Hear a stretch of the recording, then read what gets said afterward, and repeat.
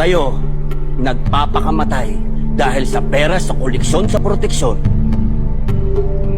ako hindi. Kung gusto ninyo, inyo na. Pati yung pera sa sugalan, inyo na rin. Pati sa mga kasa, inyo na. Sabihin mo sa kambal, papayagan ko kayong abusuhin ng mga Taypan. Pero wag na wag ninyong aagawan ng lupa ang mga katutubo. At pag pinahirapan niyo ang mga masa, babalik ako. Aalis ka ng Lawis? Oo, Dato. Lalagay sa tahimik. Bubuo ng pamilya.